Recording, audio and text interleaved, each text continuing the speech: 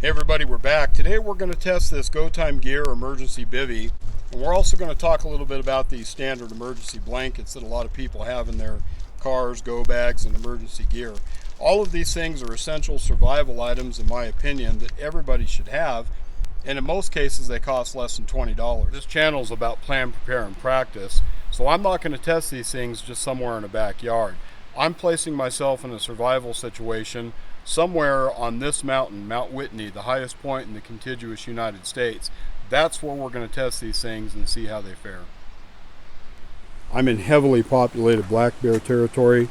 They provide these metal bear boxes out in these areas so that you can lock up your food and other highly scented items in them. I'll be doing that. And additionally, I've brought bear spray with me. I carry that with me out in the wilderness.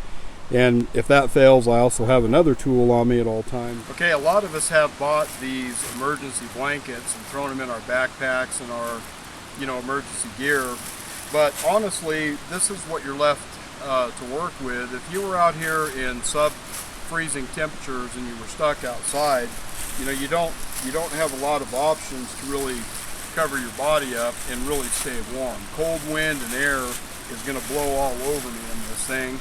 And yeah, I could get in different positions and lay down and curl up and try to tuck it in and do a lot of different things like that. But I'm just showing that these emergency blankets are certainly very limited in what kind of protection they really do provide you.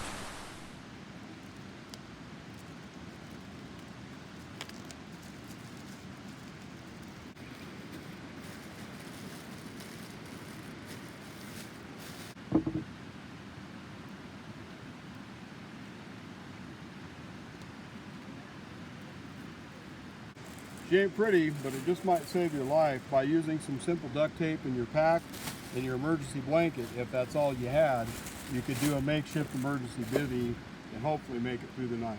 Now we'll take a quick look at this Sol or Stay Outdoors Longer large emergency blanket. I think this product is a useful thing to have in addition to the bivy, mainly due to the fact that you can use this thing to build shelters and do a lot of different projects with an emergency situation. Think about the people that were in Texas not too long ago in freezing conditions with no power in their homes. These products are not strictly for outdoor use or just traveling in your car. They could be a life-saving piece of equipment right in your own home. First off, what is a bivy? Bivy is short for bivouac.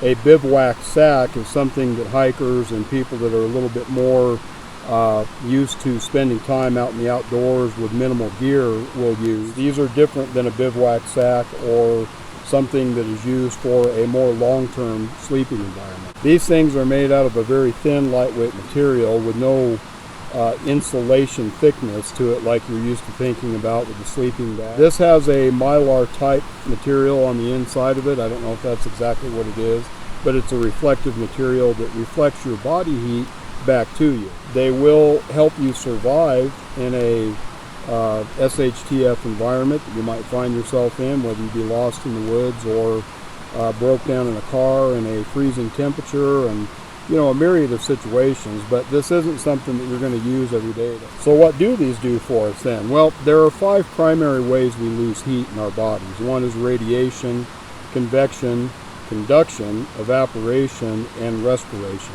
This thing is going to help with most of those in an emergency situation. Obviously, respiration, you don't want to seal yourself up in something where you can't breathe or you're not getting air. And additionally, these things also have a problem with condensation, so that can be a problem too that we'll have to deal with. According to the manufacturer, this thing reflects 90% of your body heat back towards you. The little bag has a paracord drawstring on it with an emergency whistle. They're claiming it's tear and puncture resistant, wind and waterproof.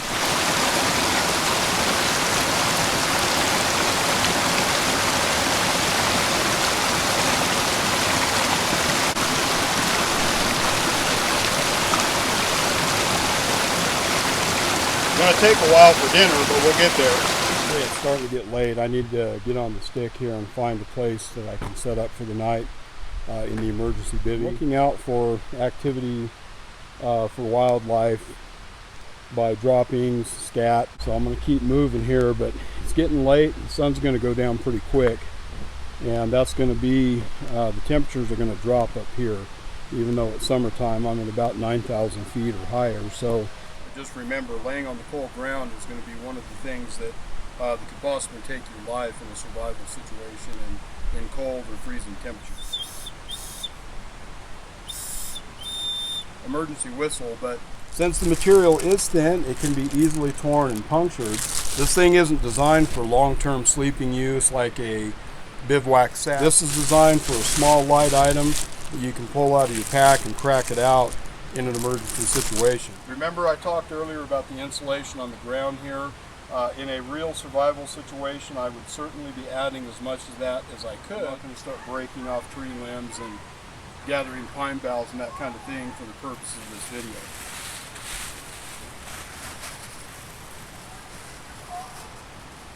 This bivy sack looks like it would certainly be big enough for just about anybody. I haven't measured it, but I think somebody over 6 foot would comfortably fit in that. I've taken my shoes off. That may not be the wisest move in a sub-freezing temperature condition, but remember, these things can tear and puncture pretty easy. They're pretty thin material, so I'm just going to get in it like this. I'll pull it up around me. That'll help keep a lot of the ripping and tearing and all that you hear people complain about with these things to a minimum. If I'm going to survive the night with this thing, I definitely need it to be intact.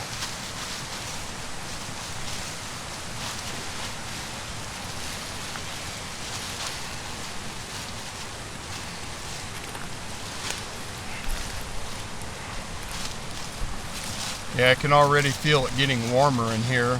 I think this is going to be doable. I think we're going to survive the night up here in the high Sierras just fine. I'm very comfortable. I'm very warm in this thing.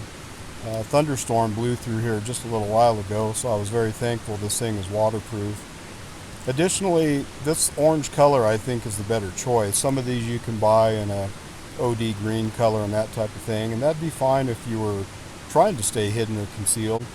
But for safety reasons, I think this bright orange is the better choice. If I was lost in the woods and I was hoping to be rescued, this color would be an advantage, not a disadvantage.